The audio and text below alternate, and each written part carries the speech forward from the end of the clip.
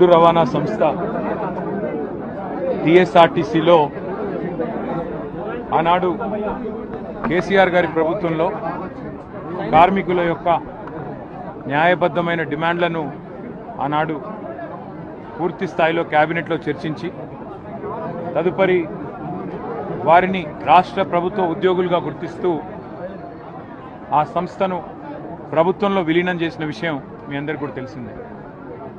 కాకపోతే దురదృష్టవశాత్తు సంస్థ విలీనాన్ని కేబినెట్లో ఆనాటి కేసీఆర్ గారి ప్రభుత్వం ఆమోదించినప్పటికీ వెంటనే ఎన్నికలు రావడం, తర్వాత మేము ఓడిపోవడం, తర్వాత కాంగ్రెస్ ప్రభుత్వం రావడం ఇదంతా కూడా తెలిసిందే.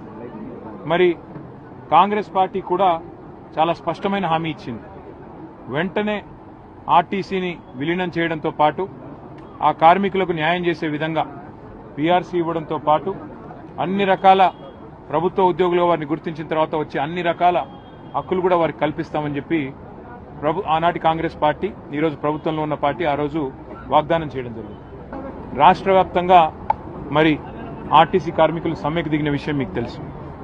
ఆ సమ్మె జరుగుతున్న క్రమంలో నర్సంపేట డిపోకు సంబంధించిన సోదరుడు ఆర్టీసీ డ్రైవర్గా పనిచేస్తున్న శ్రీ శంకర్ గౌడ్ గారు ఆ రోజు ప్రభుత్వం మీరిచ్చిన మాట నిలుపుకోవాలని వారు ఆత్మాహుతికి పాల్పడ్డ విషయం మీ అందరికీ తెలుసు. దురదృష్టవశాత్తు శంకర్ గౌడ్ గారు మరణించిన తర్వాత రాష్ట్ర వ్యాప్తంగా మా నాయకులు అందరూ బయలుదేరి నర్సంపేటకు వచ్చి ఆ కుటుంబానికి అండగా నిలబడడానికి బయలుదేరితే మమ్మల్ని ఏమో ఎక్కడికక్కడ అరెస్ట్ చేసినారు. మా సుదర్శన్ రెడ్డి గారిని అయితే శంకర్ గౌడ్ గారి అంత్యక్రియల రోజు 12 పోలీస్ స్టేషన్లు తిప్పి కారేపల్లిలో చివరికి ఖమ్మం జిల్లాలో అక్కడ తీసుకుపోయి పెట్టినారు. మరి ఇక్కడనేమో కనీసం ఆ కుటుంబానికి న్యాయం చేస్తారా అంటే ఇవాళ మేము వస్తున్నామని చెప్పి ఇప్పుడు ఈరోజు ప్రభుత్వం ప్రకటించిన 10 లక్షలు ఇవాళ ఇన్ని రోజుల తర్వాత వారికి గుర్తొచ్చి మొద్దు నిద్ర నుంచి మేల్కొని ఇవాళ ఇచ్చారు. మేము పార్టీ తరఫున కూడా ఆ కుటుంబానికి కొంత ఆర్థిక సహాయం చేసి వారికి అండగా ఉంటామని చెప్పి, అట్లాగే రాష్ట్ర వ్యాప్తంగా ఉండే ఆర్టీసీ కార్మికులకు కూడా తప్పకుండా అండగా ఉంటాం. మేము ఆనాడే మరి మా ప్రభుత్వంలోనే నిర్ణయం తీసుకుని మిమ్మల్ని ప్రభుత్వ ఉద్యోగులుగా గుర్తించిన ప్రభుత్వం కేసీఆర్ గారి ప్రభుత్వం.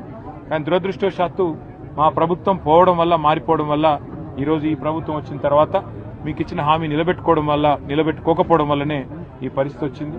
మీరు దయచేసి ధైర్యాన్ని కోల్పోకుండా కొట్లాడదాం అందరం కలిసికట్టుగా. మీకు న్యాయం జరిగేదాకా, కాంగ్రెస్ పార్టీ మీకు ఇచ్చిన మాట నిలబెట్టుకునేదాకా మీ తరపున మేము కూడా గొంతు విప్పుతూనే ఉంటాం, మీతో పాటు కలిసి నడుస్తాం.